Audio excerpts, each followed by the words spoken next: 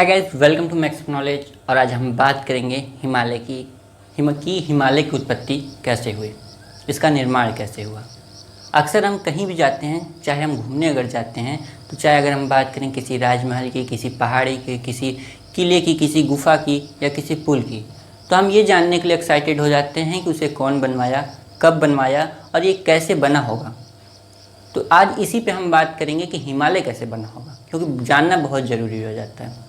लगभग सभी लोगों को हिमालय के बारे में थोड़ी बहुत जानकारी तो ज़रूर ही होगी, लेकिन ये भी जानना ज़रूरी हो जाता है कि इसकी उत्पत्ति कैसे हुई, कैसे ये भारत के पास आके इतना विशाल पर्वत बन गया जिसकी अनेक विशेषताएं हैं। तो हम जानेंगे कि ये कैसे बना, कब बना और क्यों भारत के पास ही आके बना। तो लगभग हम अगर बात करें तो इसमें कई ऐसे साइंटिस्ट लोग थे जिन्होंने अपनी अपनी बातों को रखा, अपनी अपनी थ्योरी दी। आज के टॉपिक में हम बात करेंगे कोबर के भूसन्नति सिद्धांत की, ये जिसे हम जियो साइक्लिंग थ्योरी ऑफ कोबर के नाम से भी जानते हैं। कहने को आज की टॉपिक हम थ्योरी की बात करेंगे, लेकिन समझेंगे हम एकदम आसान भाषा में, और मुझे पूरी उम्मीद है कि आपको ये बात ज़रूर समझ में आएगी। तो आज की जो टॉपिक है हमारी हिमालय की उत्पत्ति की। तो सबसे पहले आप जैसा देख रहे हैं मेरे पीछे भारत का फिजिकल मैप आप देख रहे हैं। इस फिजिकल मैप में हम इसकी सहायता से ये जानेंगे कि हिमालय कहाँ है, कैसे बना है, इसके एरिया को हम जानेंगे। फिर उसके बाद हम जानेंगे कैसे बनना शुरू हुआ और कहाँ बनना शुरू हुआ, फिर ये कहाँ पे आके रुका। तो चलिए शुरू करते हैं। हिमालय पर्वत जो कि भारत के पश्चिम में सिंधु नदी के और पूर्व में ब्रह्मपुत्र नदी के बीच एरिया में पाया जाता है। हिमालय पर्वत की अगर बात करें तो ये अफ़गानिस्तान और पाकिस्तान में भी है। अफ़गानिस्तान में इसे हिंदू कुश पर्वत के नाम से भी जाना जाता है। अब इसकी लंबाई चौड़ाई की बात कर लेते हैं। तो जो लंबाई चौड़ाई है हिमालय पर्वत की लगभग 2500 किलोमीटर इसकी लंबाई है, और इसकी चौड़ाई की बात करें तो लगभग 250 से 320 किलोमीटर की इसकी चौड़ाई है। अब हम बात करते हैं कि कैसे इसका बनना कहाँ से स्टार्ट हुआ, कैसे ये कौन कौन सी स्थिति से होकर गुजरा। तो चलिए देखते हैं। तो सबसे पहले मैं यहाँ कुछ फिगर की मदद लूँगा जिसके सहायता से हम जानेंगे कि ये कैसे बना। तो आपकी जानकारी के लिए बता दूं कि जैसा हम देख रहे हैं कि इसमें कि भारत की जो स्थिति है इसमें मैप में, जैसा कि सैटेलाइट से अगर जो भी फ़ोटो ली जाती है तो उसमें हमारा भारत ऐसे दिखता है। लेकिन आपको बता दूं कि पहले लगभग कई 100 वर्ष पहले हमारा भारत ऐसे नहीं था। हालांकि कोई भी देश ऐसा जैसा आज हम मैप में देखते हैं वैसा कोई भी देश नहीं था। लगभग 230 मिलियन वर्ष पूर्व हमारा भारत एक अलग ही उसका आकार था, उसका एरिया अलग ही था, या कि हम बोलें कि जितने भी देश हैं उन सब अलग थे। अगर आप उसे देखेंगे तो आप कह सकते हैं कि ये पहचान नहीं आ रहा है कि कौन सा महाद्वीप है। तो सबसे पहले देखते हैं कि कैसा था हमारा भूखंड, जिस पे हम स्थल जिसे बोलते हैं कि हमारे पृथ्वी पे जल भी पाया जाता है और स्थल भी पाया जाता है। तो हम देखेंगे कि कैसा हमारा स्थल था जिस पे हम आज रहते हैं। तो चलिए देखते हैं। सबसे पहले हम बात कर लेते हैं, जैसे कि मान लीजिए ये हमारी पृथ्वी है और इसमें बीच में एक खंड था जिसे हम, ये स्थल था। पृथ्वी है और उस पर एक स्थल है, और ये चारों ओर इसके सागर था। ये स्थल जल और ये पूरी पृथ्वी है। इस पे ये जो हमारा भारत आज देखते हैं कि भारत है, फिर उसके बगल में अफ्रीका है, फिर उसके बगल में नीचे दक्षिणी अमेरिका और ऊपर के साइड उत्तरी अमेरिका। लेकिन तब के समय में ये सब एक ही में थे, ये सब बाद में विखंडित हुए। और कैसे अलग हुए इसे देखेंगे अभी। तो ये जो है एक स्थल था जिसे हम पैंजिया के नाम से जानते हैं।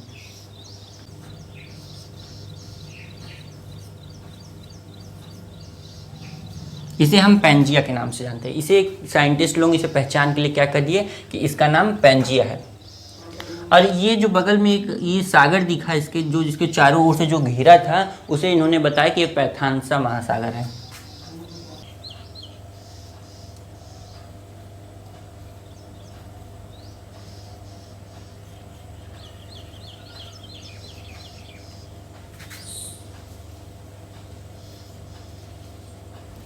जिसे हम पैंथालसा सागर कहते हैं। ये क्या है, हमारे पेंजिया जिस पे स्थल जो था उसे क्या किया था, चारों ओर से घेरे हुए था। फिर अब इसके बाद की स्थिति देखते हैं।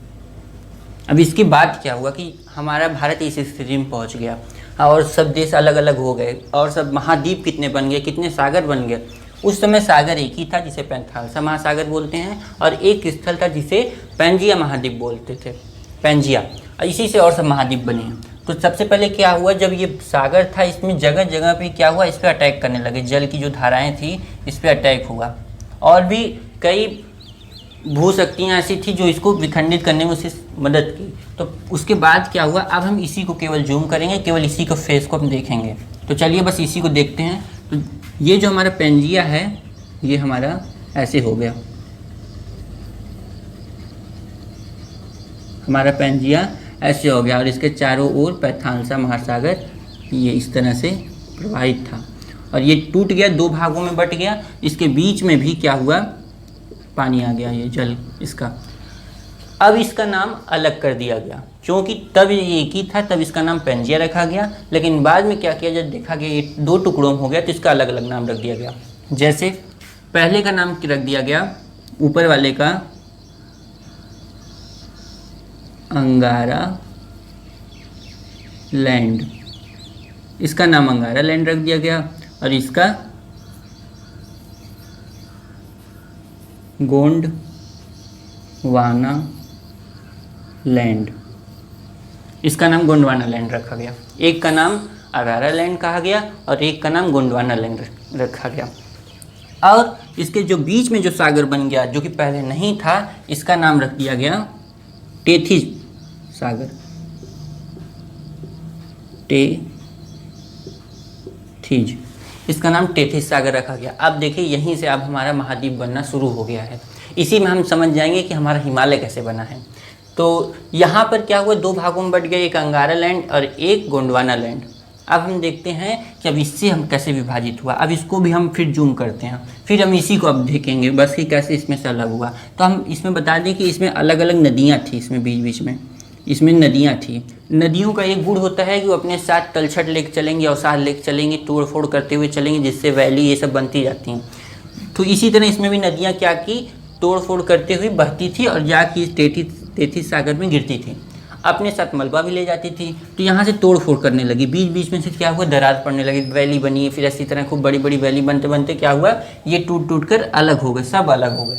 तो फिर इसमें से जैसे हम इसी को फिर बना देते हैं, जूम करते हैं, जैसे इसी को ध्यान से देखें तो इसमें जो हमारा एक अंगारा लैंड है, एक गोंडवाना लैंड है। इसमें क्या हुआ, हमारा इधर उत्तरी अमेरिका टूट के अलग हो गया, फिर इधर यूरेशिया अलग हुआ, यानी कि यूरोप और एशिया को यूरेशिया बोलते हैं। फिर इधर हमारा दक्षिणी अमेरिका अलग हो गया टूट के, फिर हमारा इसी में अफ्रीका महाद्वीप अलग हो गया, फिर इसी में हमारा छोटा सा टुकड़ा भारत टूट के अलग हो गया और इधर एक महाद्वीप हो गया। अब क्या हुआ, ये जो सब महाद्वीप हैं ये टूट टूट कर अलग हो गए और ये सब गति करने लगे। कोई जैसे ये है इस दिशा में जाने लगे, ये भी इस दिशा में जाने लगे, और ये क्या हुआ, इस साइड आने लगा, और जो अफ्रीका है ये भी दूर हो गया, अमेरिका भी भारत भी उत्तर के साइड जाने लगा। तो भारत जो है टूट के ऐसे जाने लगा, उत्तर के साइड जाने लगा। तो फिर क्या हुआ, ये सब हमारे सागर अभी बीच में ये सब हैं ही, जिसे आप बोल सकते हैं कि समझने के लिए कि प्रशांत महासागर है, इसी से सारे सागर बने हैं। इस तरह से हमारा सब महाद्वीप अलग टूट टूट कर होने लगे। अब हम देखते हैं कि जो हमारा भारत है, इसमें आप जैसे देख रहे हैं कि हिमालय पर्वत जो है हमारा उत्तर में, ये उत्तर पश्चिम से लेकर और पूरे ये आर्क के डिजाइन में आके उत्तर पूर्व में आया, ये इस तरह से आया है।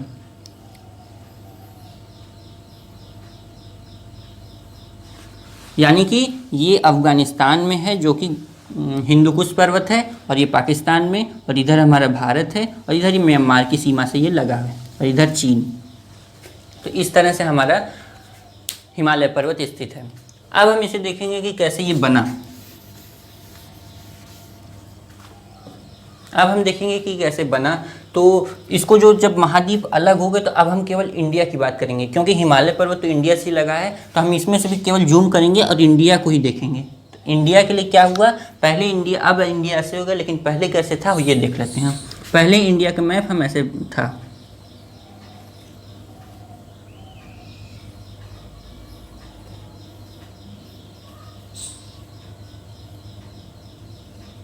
ये इंडिया है, ये वाला पार्ट एकदम ऐसे था, ये था, और ये ऊपर हमारा क्या था, ये थोड़ा ज़्यादा दब गया है, ये इस तरह से था। अब क्या हुआ कि जो हम, अब ये चाइना का भाग है जिसे आप तिब्बत बोल सकते हैं, तो ये बीच में टेथिस सागर था, जो कि हमने यहाँ बताया कि ये जो इंडिया है ये है, और ये चाइना जो यूरेशिया में था, ये क्या हुए, बीच में इनके टेथिस सागर था, तो वो टेथिस सागर मैंने बना दिया। ये इस साइड गति किया, ये ऊपर की तरफ गया, यानी कि ये जो भारत है ये इधर की तरफ टूट के आया, और चाइना का जो है ये इस तरफ टूट के आया। अब हम देखते हैं कि अब यहाँ से देखिए हिमालय की बनने की क्रिया प्रारंभ हो जाएगी। अभी तक क्या हुआ था, अभी हमारे पहले पेंजिया था, पेंजिया से टूट के हमारे महाद्वीप बने सब, फिर उसके बाद हमारा क्या हुआ, भारत ऊपर की तरफ गया और चाइना उधर से आने लगा, तो ये बीच में जो टेथिस सागर था, अब यहाँ से हमारा हिमालय की उत्पत्ति होने लगेगी। तो अब ये फिगर बन गया है, अब हम दूसरी फिगर बनाएंगे जिससे अब हिमालय पता चलेगा कि कैसे बना। तो अब हम हम इसे ऊपर से देख रहे हैं, ऊपर से सैटेलाइट फोटो से हम इसे देख रहे हैं, ऊपर से मैप जैसा देख रहे हैं। अब इसे हम हॉरिजॉन्टली देखेंगे कि ये हॉरिजॉन्टली कैसे, एक साइड हमारा चाइना रहेगा और एक साइड हमारा इंडिया रहेगा। तो अब ये इसके बाद हम देखिए ये वाला फिगर बनाते हैं, इसके समझेंगे। इस साइड हमारा इंडिया है, इस साइड हमारा चाइना बोल सकते हैं, जो कि इंडिया किसका था, गोंडवाना लैंड का हिस्सा था, और चाइना जो था अगारा लैंड का हिस्सा था। ये अगारा लैंड और ये इंडिया है। अब ये दोनों क्या हुए, तो इनके बीच में एक सागर था जिसे हम टेथिस सागर बोले थे। टेथिस सागर में क्या था, ये पूरा भूसन्नति थी, जिसे कोबर ने भूसन्नति बोला। भूसन्नति का मतलब ये है, कुछ हार्ड नहीं है, बस इसका ये मतलब है कि एक छिछला सागर हो, वो लंबा हो और बहुत ही सकरा हो। तो ये सकरा बहुत है, छिछला है और ज़्यादा गहरा भी नहीं है, ज़्यादा गहरा भी नहीं और बहुत लंबा, लंबाई इसकी बहुत थी, और इसकी सकरा था, चौड़ाई थोड़ी कम थी। तो अब देखते हैं क्या था, ये सागर जो था इसमें यहाँ से नदियाँ, जैसा मैंने बताया कि यहाँ से नदियाँ बह के जाती थी, तो इससे भी नदियाँ बह के जानी थी, इधर से भी आती थी, इधर से भी जाती थी। तो इंडिया की जो इधर से बह के जाती थी, ये क्या करती, अपने साथ मलबा लेके जाती थी, यहाँ जुटाती थी। फिर ये भी जो नदियाँ थी इसी में गिरती थी, ये भी सब अपना मलबा जुटाती थी। तो अब ये क्या हुआ कि जब इस पर मलबा जाके जुटाने लगे तो इस पर लोड पड़ा, ये और भरता गया तो इस पर लोड पड़ा, फिर ये किस कंडीशन में पहुंच गया, ऐसे हो गया, यानी कि ये और दब गया और नीचे चला गया, ये भर गया। तब जब आप देखेंगे कोई भी ऐसे अगर कोई धागा है उससे आप नीचे पकड़ के खींचेंगे तो जो इसका ये वाला छोर रहेगा अपने आपस में आप और नज़दीक आएंगे सब। तो ये जब दबा तो ये सब और सिकुड़ के और इधर आने लगे, ये सब और इधर फोर्स इस पर लगा, जिसे कोबर ने संकुचन बल बोला। तो ये नीचे की तरफ दबा और ये दोनों बल क्या हुए, इधर को लगने लगे। जब इधर लगने लगा तो क्या हुआ कि यहाँ पर एक बल, संकुचन बल लगा, जिसके तरह से ये जो नीचे अंदर मलबा भरा था वो क्या हुआ, दबने लगा। मैं एक पेपर की मदद से समझा रहा हूँ। जैसे कि मान लीजिए आपका ये पेपर है, ये स्थल है, और क्या हुआ, इधर से भी फोर्स लगा और इस साइड से भी फोर्स लग रहा है। तो जब फोर्स लगेगा तो ये क्या होंगे, ऊपर की तरफ ऐसे उठेंगे। ठीक उसी तरह क्या हुआ, यहाँ पर भी फोर्स लगा, यही फोर्स। तो ये क्या हुआ, यहाँ से हल्का सा ऐसे उठा, ये भी इधर से उठा, ये इस तरह से उठ गया। तो ये बीच में क्या हुआ, यहाँ पर सब भर गया, भरा हुआ था। अब इनमें क्या हुआ, ये किनारे से ये एक साइड ये उठ गया और इधर से ये उठ गया। अब इसे हम जूम करते हैं, कि इसे देखते हैं कि अब इसी को केवल हम देखेंगे। मुझे उम्मीद है कि आपको ये समझ में आ गया होगा, इसका स्क्रीनशॉट ले सकते हैं। अब देखते हैं, जैसे कि अब इसी को जो मैंने बताया अभी इसे देखते हैं जूम करके। इसने मलबा भरा, फिर ये इसकी बात क्या कंडीशन, इसमें सब ये सब भर गया, इधर से आए सब, इधर इंडिया है, इधर चाइना है, इसमें भरा। फिर इसके बाद क्या हो गया, ये और नीचे दब गया। अब जब ये और नीचे चला गया तो ये क्या हुए, सिकुड़ के संकुचित हुए और ये इधर आ गए, और ये इसके अंदर मलबा भरा था सब, ये भी तो मुड़ गया। इसीलिए हिमालय को मोड़दार पर्वत कहते हैं या वलित पर्वत कहते हैं, यही वलन है। यही क्या हुआ, चट्टाने ऐसे ऐसे हो गई, यहाँ की जो चट्टानें थी इस तरह से हो गई, यानी कि वलित हो गई। इसलिए हम कहते हैं कि जो हिमालय पर्वत है हमारा वलित पर्वत है। तो अब हमारे इंडिया का ये जो हिस्सा है, यहाँ पर एक ऐसे उठा, फिर एक उठा, फिर एक उठा, फिर यहाँ पे कुछ जो संकुचित बल लगा था इतना ज़्यादा लगा था कि यहाँ पर इतना मोड़ पड़ गए थे, और जो बीच वाला ये बीच का यहाँ जो था हल्का सा ऊंचाई हुआ, फिर किनारे इस छोर पे यानी कि इस किनारे पे भी ऐसे पर्वत उठ गए। तो यही जो हमारा है, ये वाला जो हिस्सा है यही हमारा हिमालय पर्वत बना, और ये हमारा कुनलुन पर्वत बना, और बीच में ये वाला जो हिस्सा है ये जो उठ गया थोड़ा, तो ये क्या हो गया, तिब्बत का पठार हो गया। और इधर हमारा उत्तर भारत है, फिर मध्य भारत, फिर दक्षिण भारत, और इधर तिब्बत का पठार, फिर चाइना, यही तिब्बत का पठार है, फिर चाइना। बीच में क्या हुआ, इधर कुनलुन पर्वत है।